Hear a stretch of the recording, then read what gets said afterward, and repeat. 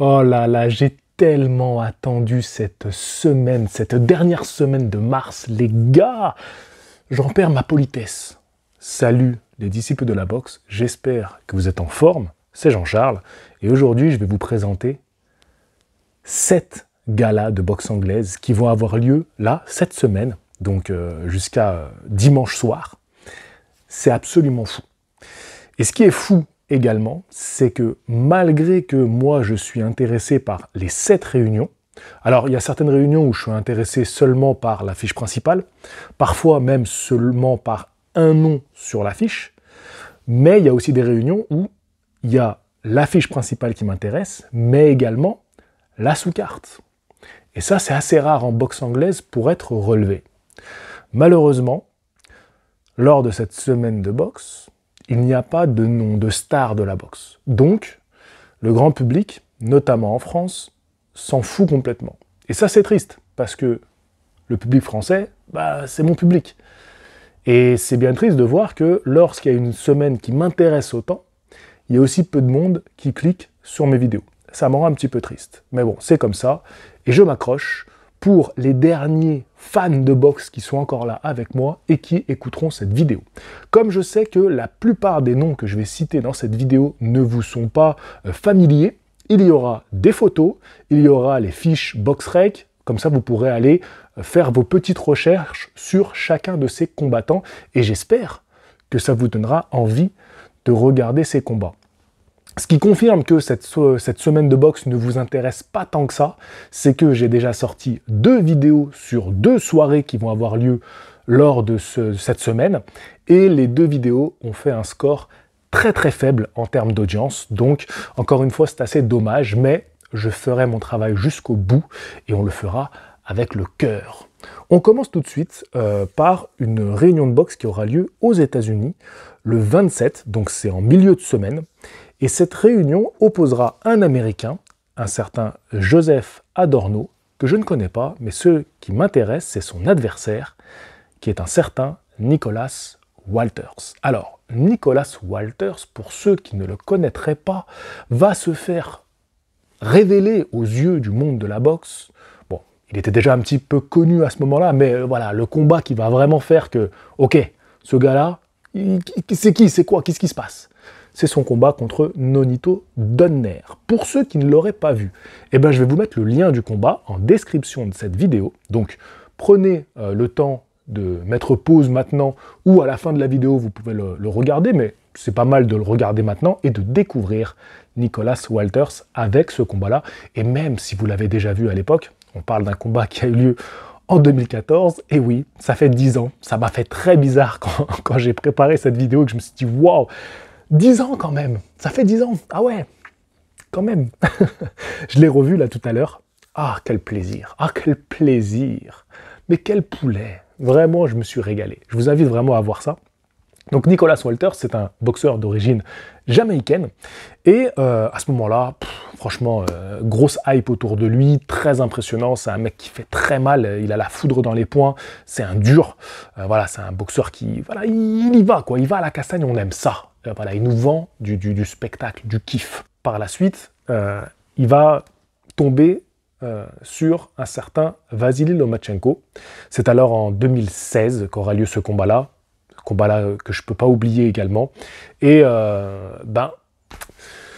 c'était l'époque où Lomachenko, il était au top du top. Voilà, donc certains l'ont un petit peu oublié cette époque-là, mais pour les gars comme moi qui suivaient déjà la boxe à ce moment-là, t'oublies pas. T'oublies pas un phénomène comme Lomachenko, et Lomachenko, clairement, il arrêtait des carrières. Réellement, il arrêtait des carrières. Et Nicholas Walters ne va pas se remettre de cette défaite contre Lomachenko, qui est un abandon sur le ring, il va abandonner ce combat-là, et il va se retirer de la boxe anglaise. Complètement, il va disparaître de la boxe anglaise, jusqu'à l'année dernière, où il va faire son retour, et il va signer 2 victoires. Et donc là, il va affronter ce boxeur qui est assez bien classé, donc voilà, donc qui est quand même dans le top 100 des légers.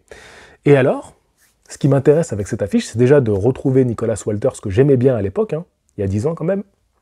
C'est à l'époque, à l'ancienne.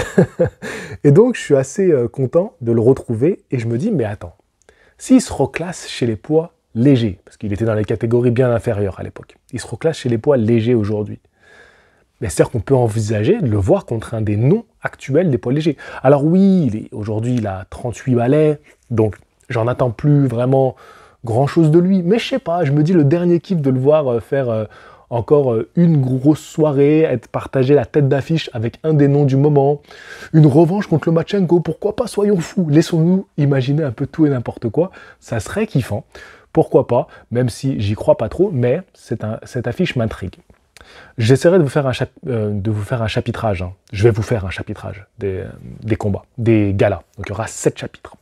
Passons donc au chapitre 2, les amis. Pour le chapitre 2, nous restons aux États-Unis.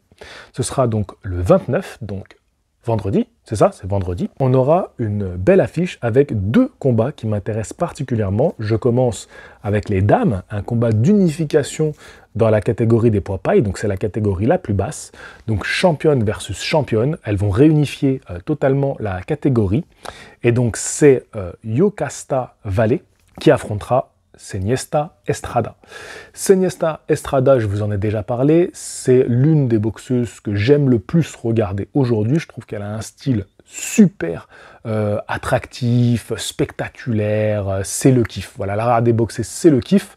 En plus, c'est une battante, donc j'ai hâte de voir ce combat-là et j'espère qu'elle va devenir la championne incontestée de cette catégorie des poids pailles et elles partageront l'affiche avec un combat qui est aussi très intéressant et qui promet d'être spectaculaire, un combat qui opposera Oscar Valdez à Liam Wilson. Alors, ce qui est assez intéressant avec ce combat-là, c'est que tous les deux ont un adversaire en commun, tous les deux ont perdu face au même adversaire l'année dernière, face à Navarrete.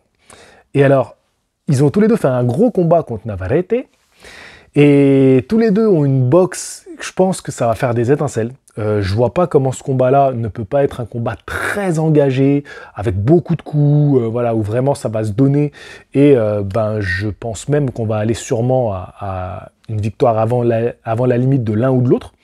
C'est un combat pour moi qui est équilibré, qui promet d'être intéressant, d'être serré. Et je n'ai pas trop d'avis sur celui qui va gagner, sauf que c'est un combat de retour après défaite pour Oscar Valdez. Et ça, je vous le répète souvent, un combat de retour après défaite, il faut toujours faire attention dans quel contexte tu remets ton combattant, dans quel contexte le combattant arrive après une défaite. Et ça peut être compliqué de tomber sur un Liam Wilson qui, lui, a pris le temps de se refaire. Tu vois, il a quand même enchaîné quelques victoires pour se refaire un peu la cerise. Donc il arrive quand même dans un état de confiance un petit peu différent. C'est le seul petit ascendant que je donnerais quand même à Liam Wilson. Mais Oscar Valdez, voilà, c'est un très bon boxeur aussi. Donc je demande à voir, j'ai hâte de voir ce combat-là, j'ai hâte de voir cette réunion de boxe-là qui aura lieu en Arizona. Ouais, franchement, ça va être top. Et surtout avec un gros combat féminin. Donc vraiment, je suis très impatient et il y aura très certainement une vidéo réaction à ce combat-là. Samedi matin ou vendredi matin, je sais plus, je suis perdu. Normalement, ça sera donc samedi matin. Bref, chapitre 3. Mahmoud Charr qui va affronter Kubratpulev. Je vous l'accorde, c'est pas l'affiche la plus excitante des 7. Mais quand même, Mahmoud Charr, qui a aujourd'hui 39 ans, qui est sur une bonne série de victoires, hein, depuis déjà quelques années, voilà, il est invaincu. C'est un gars qui a affronté quand même les meilleurs, qui a perdu face à des gros noms quand même, hein, à l'époque, hein, Klitschko, contre Diopa, contre Povetkin, voilà, donc à une certaine époque, il a quand même croisé le fer avec des noms. Briedis aussi, il a perdu, je savais même pas que Briedis, il était monté en lourd une fois faire un combat. Donc bref, il a quand même affronté des beaux noms, et là, il prend Kubratpulev qui a 42 ans aujourd'hui, qui avait perdu contre Derek Chisora et qui depuis a obtenu quand même une victoire en 2023. Ça peut être sympa, je pense que ça peut être un combat de poids lourd, certes, 2 anciens, mais ce que j'aime bien avec cette affiche, c'est que c'est une affiche quand même qui, sur le papier, semble assez équilibrée. Est-ce que Kubratpulev, à son âge, est encore un petit peu au-dessus? Parce que je pense que quand même, quand on regarde le parcours de l'un et de l'autre, je dirais quand même que Kubratpulev est un peu supérieur. Ce qui est assez marrant, c'est que Kubratpulev, il est encore bien classé quand même. Il est classé 22e mondialement. Donc c'est pas mal, et je pense que pour Mahmoud Charr, c'est l'occasion d'aller chercher à revenir un peu dans les classements. Et pourquoi pas, après ça, obtenir un petit nom dans la catégorie des poids lourds. Parce qu'un petit nom, c'est toujours un petit chèque aussi qui va avec. Donc voilà, je pense que pour les deux, c'est l'occasion de rester un peu dans la course. Voilà. Combat curieux. Voilà, je suis curieux de voir ça. Et ça sera à Sofia, en Bulgarie. Dans cette vidéo, on fait le tour du monde. Chapitre 4. Arsène Goulamirian va défendre son titre de champion du monde WBA de la catégorie des lourds légers. Ça sera à Inglewood, en Californie. C'est ça, hein, que je vous dise pas de bêtises, c'est en Californie. Hein. Mince, j'ai un doute maintenant. Bref, en tout cas, il affrontera Gilberto Zurdo Ramirez. Oui, c'est ça, c'est en Californie. J'avais peur de dire une bêtise. Les amis, qu'est-ce que j'ai hâte de voir ça. Arsène Goulamirian, c'est un combattant, donc c'est notre dernier champion français. Très peu actif sur les dernières années, hein. Voilà, on va pas se le cacher. Malheureusement, depuis 2020, les années Covid, hein, je pense que clairement c'est lié. On peut pas, c'est assez évident que ça soit lié. Alors qu'il était reparti, il était très actif en 2018-2019, enfin très actif. Il était bien actif en 2018-2019, et on a ce coup dur arrivé 2020. Il n'y a plus rien. Il n'y a plus rien à se mettre sous la dent, ça boxe plus. Il va faire un combat de retour en 2022, fin 2022. Et depuis encore, plus rien. Et enfin, en 2024, le voilà qui revient. Arsène Goulamirian, c'est notre dernier champion du monde français. Bien évidemment, c'est une raison qui est largement suffisante pour que je le soutienne, pour que je sois avec lui. Mais, au-delà de ça, je suis convaincu que Arsène Goulamirian va mettre une danse à Gilberto Ramirez. C'est pas un combat gagné d'avance, c'est pas ce que je te dis. Mais connaissant les qualités, connaissant l'éthique, connaissant le bosseur acharné qu'est Arsène Goulamirian, je ne tremble pas face à cette affiche, face à cette opposition. Et je suis persuadé que du côté de Golden Boy Promotion, ils ont vu en Arsène Goulamirian un vieux lion proche de la retraite qu'il serait facile de détrôner. Mais sauf que ils font une erreur. Ils font une erreur parce que le vieux lion, certes c'est un vieux lion, hein, aujourd'hui, quel âge ça lui fait, je vais vous dire ça tout de suite. 36 ans, bon 36 ans, c'est pas si vieux que ça, hein, quand on a l'hygiène de vie et l'éthique de Arsène. Mais quand même, avec l'inactivité, surtout l'inactivité qui est pénible, c'est l'inactivité qui peut être un petit peu inquiétante. Mais je suis assez rassuré, ça va être compliqué, surtout le gap entre, Zurdo, il vient quand même des super moyens, bon en tout cas mi-lourd, il a combattu en mi-lourd, et là, le gap quand même entre le mi-lourd et les lourds légers, les cruiserweight, ça fait beaucoup, ça fait quand même 10 kilos hein, de différence entre 79 et moins de 90, ça fait quand même une sacrée marge de différence de poids. Ça risque d'être compliqué, et je vois Arsène remporter ce combat-là. Par contre, oui, ne soyons pas dupes, hein. Ce combat-là, il va falloir le remporter avant la limite, très clairement, mais la boxe d'Arsène, c'est une boxe pour remporter les combats avant la limite, donc il faut gagner ce combat avant la limite. Voilà. Il ne faut pas s'acharner absolument à aller chercher le KO, parce que on pourrait se cramer, tactiquement ça pourrait être une erreur, mais il faut se dire qu'il faut abréger le combat. Il faut abréger le combat, il faut le finir, Zurdo Ramirez, donc j'espère qu'il va y arriver. Comme je vous dis, c'est pas gagné d'avance, hein. Mais pour moi, c'est tellement une opportunité en or pour Arsène. Zurdo Ramirez, aujourd'hui, il est classé numéro 1 de cette catégorie. Alors, parce que c'est une catégorie où les champions sont très peu actifs, voilà, c'est un peu le bordel, mais quand même, c'est une opportunité en or, une opportunité de briller aux États-Unis en tête d'affiche. Franchement, c'est pas en étant en tête d'affiche en France que tu vas briller internationalement, c'est une réalité. Là, c'est parfait, c'est du caviar, cette affiche, et très heureux qu'Arsène ait cette opportunité-là. Et puis surtout, je suis tellement confiant. J'espère ne pas avoir une désillusion et dimanche matin être là, décomposé en live avec vous, en mode, bon, voilà, tant pis, il y avait des signes, c'est vrai que l'inactivité et tout, ça m'emmerderait d'être dans cette position-là, parce que là, je suis vraiment confiant. Et non, je veux y croire. Il faut avoir la foi, il faut être convaincu qu'on va gagner ce combat-là. Et je suis convaincu qu'il va gagner ce combat-là. Ok, dites-moi ce que vous en pensez d'ailleurs de ce combat-là, ça m'intéresserait de savoir. Chapitre 5.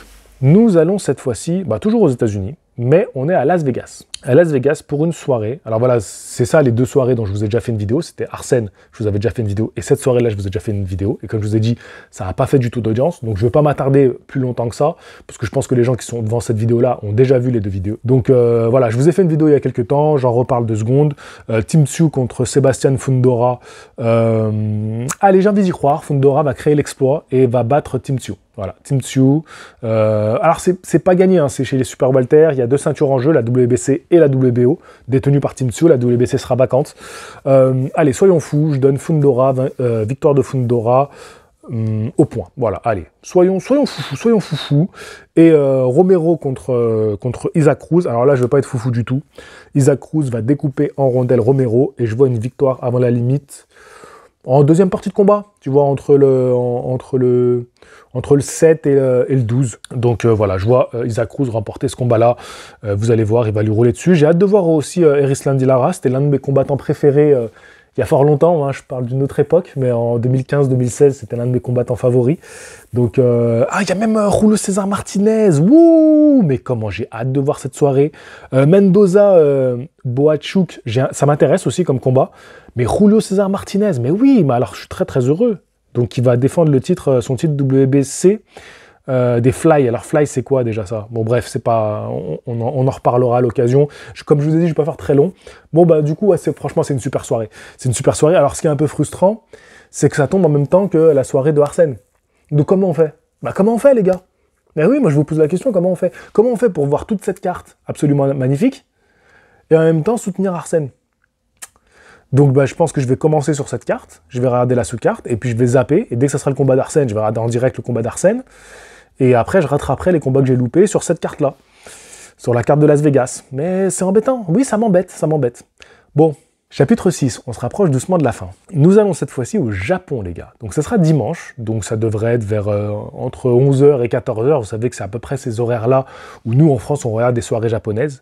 Alors on a une très belle soirée, en fait ce qui est assez particulier dans cette soirée de boxe, c'est qu'on a 2 frères, c'est les frères Shigeoka, qui sont tous les 2 champions dans la même catégorie, donc les poids paille. Yudai est champion WBC et Ginjiro est champion IBF. Tous les 2 vont défendre leur ceinture. Et on aura aussi dans la même carte Tomoki Kameda qui va combattre. Donc j'ai hâte de voir ça. J'ai hâte de voir ça, Tomoki Kameda. Et alors pour la petite anecdote, Tomoki Kameda, il vient d'une fratrie de boxeurs, les frères Kameda. J'avais déjà fait une vidéo sur eux en 2017 parce que ils sont dans le livre des records pour être la seule fratrie où les 3 frères ont été champions du monde en même temps. Voilà, ils ont tous les 3 détenu une ceinture de champion du monde. Et pour rajouter encore à la petite histoire, c'est Koki Kameda, donc l'un des frères de Tomoki Kameda, qui est promoteur, promoteur de la soirée, j'allais dire copromoteur, non, promoteur de cette soirée boxe. Donc c'est assez drôle d'avoir 2 frères qui sont actuellement champions du monde de boxe, et que c'est rattaché à cette histoire des frères Kameda, qui par le fait qu'il soit promoteur, et que l'un de ses frères va combattre dans la soirée. Tomoki Kameda, c'est un peu compliqué ces dernières années pour lui, c'est un boxeur que j'aimais beaucoup à l'époque aussi, même si arrivé à un certain niveau, le niveau mondial pour lui c'était un petit peu difficile, il a un peu réussi à obtenir des titres, mais il a rapidement perdu, voilà, il était dans une catégorie où le niveau était quand même très élevé. Mais j'ai toujours un petit espoir qu'il réussisse à revenir dans le game. Quel âge il a aujourd'hui? Attendez, je regarde ça. Surtout que c'est la catégorie des poids plumes. Donc vous savez quelle affection j'ai pour cette catégorie. Donc je me dis, s'il peut rester encore, tu vois là aujourd'hui il est quand même 14e mondial. Alors il affronte un adversaire qui est classé 150e. Hein. Il a 32 ans, donc vous voyez, c'est pas fini. Hein, 32 ans, il peut encore... il est encore là, quoi. Il est encore là. Mais c'est vrai que c'est un peu compliqué. Il avait perdu contre Ray Vargas. Donc je ne sais pas s'il aura à nouveau une chance mondiale dans l'année qui arrive, là. Enfin, cette année en tout cas. Bref, chapitre 7. Et on finira avec cette affiche-là. Donc cette fois-ci, on va en Angleterre. Je vous ai dit, on fait le tour du monde. Ça sera dimanche soir. Assez étonnant qu'on ait une affiche dimanche soir pour les Anglais. Je ne sais pas pourquoi, est-ce qu'il y a du foot, des trucs comme ça, et que du coup ils ont préféré faire ça un dimanche soir. Mais cette affiche-là, anglaise, elle m'intéresse énormément. C'est Fabio Wardley qui va affronter Frazer Clark. C'est une affiche qui me plaît parce que c'est une affiche comme les Anglais savent nous les faire. Les Anglais, il faut savoir que actuellement, dans la catégorie des poids lourds, c'est eux qui ont les meilleurs poids lourds, hein. Je pense que c'est pas une surprise si je vous dis ça, vous le savez. Là, on a deux poids lourds qui sont pas si loin que ça dans les classements mondiaux. Fabio Wardley, il est 28e et Fraser Clark, il est 38e. Il y a une différence d'âge entre les deux. Fabio Wardley, il a 29 ans. Fraser Clark, il en a 32. Fraser Clark, il a participé aux Jeux de Tokyo. Rappelez-vous, eh ben, il gagne par disqualification de son adversaire, qui était Mourad Aliev, notre cher français Mourad Aliev. Et j'aurais aimé faire une vidéo, alors peut-être que je la ferai après ce combat-là, parce que j'aurai pas le temps là cette semaine, ou peut-être que j'aurai le temps en fin de semaine, je sais pas, je verrai. Ça risque d'être un peu compliqué, mais peut-être que je la ferai plutôt la semaine prochaine. Je voulais faire un point sur où en est Fraser Clark et où en est Mourad Aliev aujourd'hui. J'aurais trouvé ça intéressant parce que vu qu'ils partent les mêmes JO, ils ont commencé leur carrière pro juste après, qu'ils ont fait leur carrière chacun de leur côté juste après. Donc j'aurais trouvé ça intéressant de faire un parallèle entre les deux. Dites-moi ce que vous pensez de ça aussi. C'est un combat qui m'intrigue. Tous les deux sont invaincus. Fabio Wardley, il a un petit peu plus d'expérience chez les pros.